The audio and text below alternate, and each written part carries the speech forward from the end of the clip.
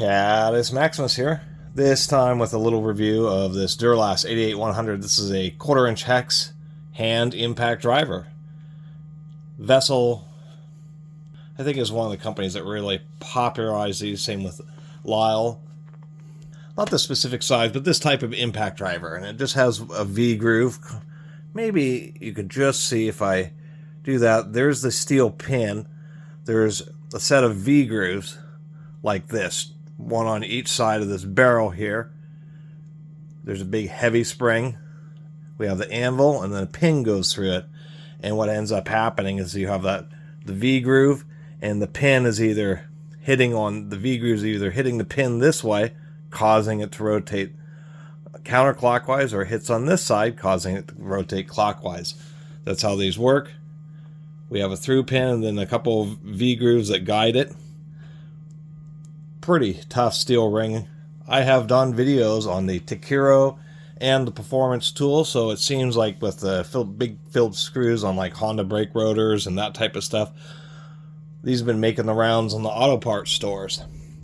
The Takiro one, Tekiro, seems to be the originator of these little drivers, and I have one of those, and it's really nicely made. Then there's the performance tool one, which is, seems like it's made by the same company, same with this DuraLast, but the performance tool one is a little bit cheaper.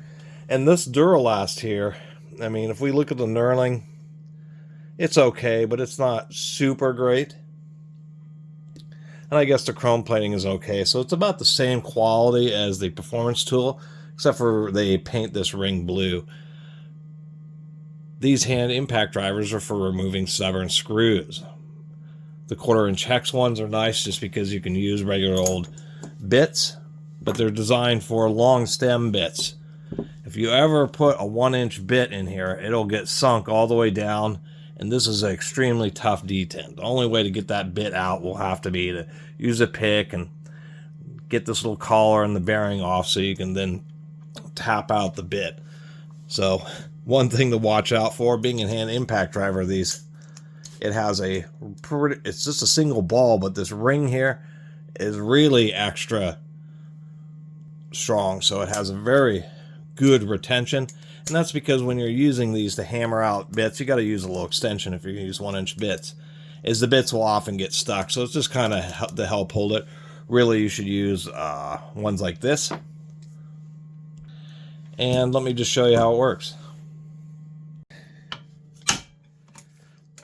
That's the great thing about these impact drivers. When you hit them with the hammer, you have a huge amount of downward force, really jamming the bit into the fastener. And the real trick is to press them down and pre-tension them.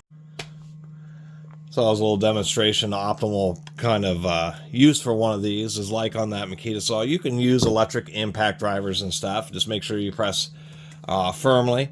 But these are a little bit more guaranteed because, once again, it's that the hammering action on the back of it drives the screw in. And when you're working with like really stuck Phillips head screws that are threaded in the metal, it's about the best way to get them out without risking stripping them. And many times, something like this will actually just shear the head off the screw. If the screw won't come out, you can apply enough force with one of these.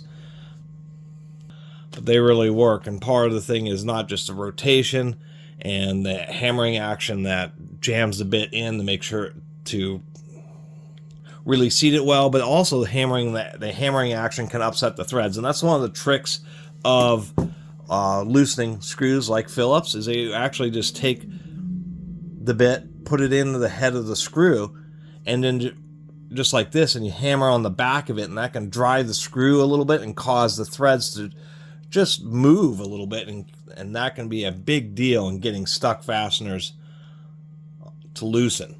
And so you kind of get all three actions in one of these tools. Pretty easy and intuitive to change directions because of the way the V groove is. If you want to loosen, you just turn the handle to the left and it'll just pop. It just pops over that little hump region there. And then when you pre-tension, press down so it's all kind of sucked in, and then once you push, it's kind of hard to demonstrate here.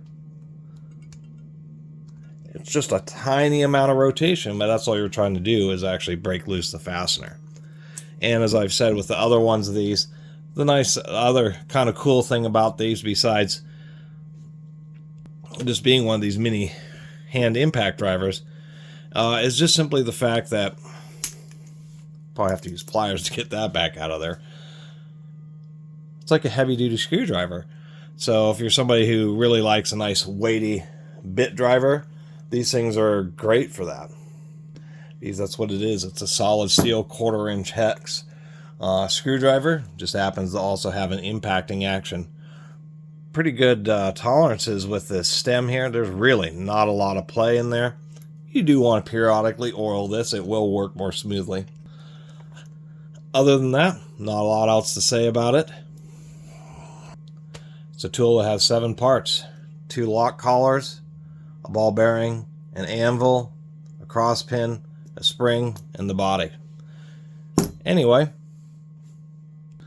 seems all the auto parts stores have these, and I'll have to pick up the Napa one next. This thing was only 18 bucks, so actually a reasonable price. Or that's the regular price.